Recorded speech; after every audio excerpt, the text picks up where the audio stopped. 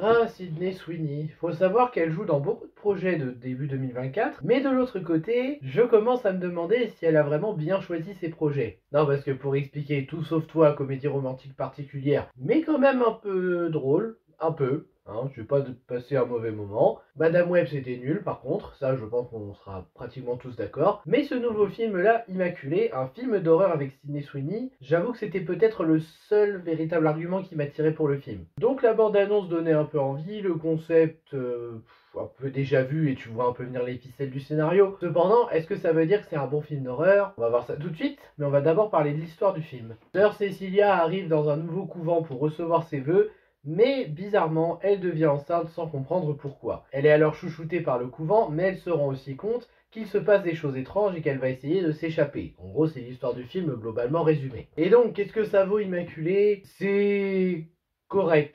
En vrai, je m'attendais à rien, c'est peut-être pour ça que je ne suis pas déçu ou que j'ai pas passé un très mauvais moment, mais c'est pas non plus un film d'horreur exceptionnellement marquant. Bon, c'est vrai que je suis de plus en plus difficile à faire peur avec des films d'horreur, ça je ne le nie pas. Mais quand même, Immaculé, c'est pas un film d'horreur qui restera dans mon esprit. Là, je vous en parle, mais il y a des chances que dans quelques mois, j'oublie le film. Tout simplement. Alors qu'il est pas vraiment mauvais, hein. Mais bon, c'est loin d'être un excellent film et on va expliquer pourquoi. Dans le négatif, on va commencer par parler de la bande-annonce qui, à mon sens, en a trop montré. C'est-à-dire que le problème de la bande-annonce du film, c'est que ça montre comment ça va se passer, ça montre trop de trucs importants. Ça montre pas tout, il y a quand même une ou deux surprises. Mais dans la majorité, t'as pratiquement vu le film si t'as vu la bande-annonce. Donc c'est un peu regrettable d'avoir fait ça parce que quand tu vois la bande-annonce puis que tu vois le film, bah, ça change pas grand-chose en fait. T'as pas beaucoup d'inattendus ou de choses surprenantes. Bien sûr, il y a quand même un ou deux éléments qui surprennent, on en reparlera. Mais là, vraiment, la bande-annonce, je trouve qu'elle en a trop montré. D'ailleurs, question scénario, on va pas se mentir, c'est un scénario assez classique, hein. Tu vois venir le danger dès qu'elle arrive à cet endroit.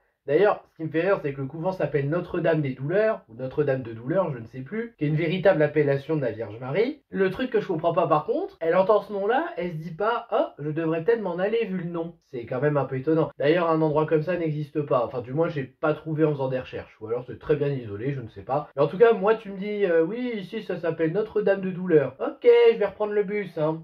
Allez, salut. C'est un détail, mais voilà, tu sens que dans le scénario, il y a un peu des moments de stupidité aussi. Et comme je l'ai dit, oui, c'est cliché et prévisible. Parce qu'on voit venir que le couvent, il y a des choses secrètes, que tout le monde est impliqué dedans pratiquement. On voit venir aussi qu'il y en a, ils sont pas nets, hein, t'arrives à te méfier dès que tu vois qu'il y a un problème. Et même par rapport à comment Cecilia est devenue enceinte, bah t'arrives déjà à douter un peu de la chose. Bon, quand même un peu surpris par la révélation du comment, même si ça porte aussi son lot d'interrogations. Mais ça, on en reparlera en partie spoil. Le jeu d'acteur qui dans l'ensemble n'est pas terrible, à part Sydney Sweeney et le prêtre, dont j'ai oublié le nom mais je vais retrouver pour la partie positive, j'ai pas trouvé que le jeu d'acteur était très efficace. Ouais, je suis un peu casse-pied là-dessus, mais... D'ailleurs, puisqu'on parle de ces deux-là, je voulais vous parler aussi d'autre chose, une fameuse scène. Il y a un moment où le prêtre tient Cecilia par la tête, par les cheveux. Le problème, c'est que quand je vois la scène, et c'est peut-être moi, hein, j'ai l'impression que les acteurs se retiennent. Alors oui, bien sûr, je veux pas que ça soit réaliste à tel point que les acteurs se blessent. Mais vraiment, quand il lui tient les cheveux et qu'elle donne l'impression de souffrir, j'ai vraiment la sensation qu'ils se retiennent, mais que ça se voit à l'écran. Ce qui est un peu dommage. Ça aurait pu être un peu plus réaliste. Encore une fois, pas au point de se blesser, mais quand même. L'émotion, c'est pas terrible. Et l'horreur, je dirais qu'elle aurait été bien si la majorité des scènes n'avaient pas été montrées dans la bande-annonce. Et si, surtout aussi, ça ne reposait pas que sur les jumpscares. Parce qu'on va pas se mentir, l'horreur du film, c'est jumpscare, jumpscare, jumpscare, jumpscare. T'en fais quelques-uns. Pourquoi pas?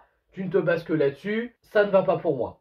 Ou alors c'est vraiment que t'es désespéré et que tu te dis ouais le public réagira que comme ça. Après pour le reste ça va, c'est pas mauvais. Sœur Cecilia jouée par Sydney Sweeney qui est là pour trouver son objectif dans la vie, pourquoi elle a été épargnée d'un certain événement par le passé, qui cherche sa raison de vivre. Il y a un assez bon développement autour d'elle, autour de son évolution aussi par rapport à tout ce qu'elle va subir, tout ce qu'elle va découvrir. J'avoue que j'aime beaucoup, au moins de ce côté-là, en termes d'écriture, le développement de Cecilia. On a aussi le père joué par Alvaro Morte. Alors lui, c'est le prêtre, c'est le responsable de l'endroit, c'est lui qui a amené Cecilia. Il semble avoir beaucoup d'affection et de considération pour elle, notamment quand elle a ce fameux bébé.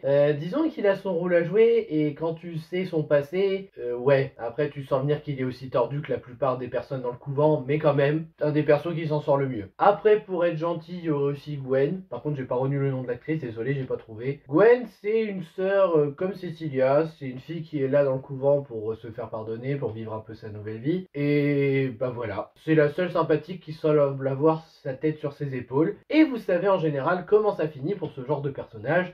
dans un film d'horreur. Le symbolisme est plutôt efficace par rapport à ce bébé, pour Cecilia, pour le couvent, pour ce que ça représente. On a même un peu d'inattendu, entre guillemets, même si c'est un petit peu critiquable sur un point, mais j'y reparlerai en partie spoil encore une fois. Les décors sont plutôt sympas, la mise en scène en dehors de la caméra tremblante, en vrai il y a des idées. D'ailleurs ça prouve que sans les scare jump, il y aurait eu de quoi jouer un peu sur les effets de surprise pour le cinéma d'horreur que vous proposez là. Mais bon, encore là, c'est vrai que c'est moi qui suis difficile en termes de cinéma d'horreur. Les costumes sont sympas, les musiques sont dans le thème, la photographie est correcte mais sans plus. C'est pas une photographie qui te marque comme certains films qu'on a vus avant, mais c'est une photographie qui colle assez bien à ce qui se passe dans le film. La tension, mine de rien, est efficace. On arrive vraiment à avoir peur pour Cecilia, mais réellement. Et ça fait un moment que j'avais pas ressenti ça pour des personnages. Un moment, j'exagère, mais c'est vrai que ça fait plaisir à voir dans un film d'horreur quand tu arrives à ressentir de la tension pour des persos auxquels tu t'es attaché. Des décors plutôt jolis, une fin assez logique avec l'évolution de Cecilia qui fonctionne, et je pense que c'est à peu près tout. Alors, partie spoil, qu'est-ce que je pourrais vous spoiler? Bah déjà, cet enfant. Alors en fait, cet enfant, on peut se demander comment il est arrivé en Cecilia, parce que bon, elle dit qu'elle est vierge, qu'un homme ne l'a jamais touchée, qu'elle a jamais fait ce que vous savez, et pourtant, elle a quand même un enfant en elle. Et bien plus tard, il nous est révélé que le père était en vérité un ancien chercheur, un ancien scientifique, qu'il a fait un labo sous le couvent, et qu'avec l'ADN de Jésus, avec un des clous qu'il avait sur la main, il a retrouvé des tissus de l'ADN,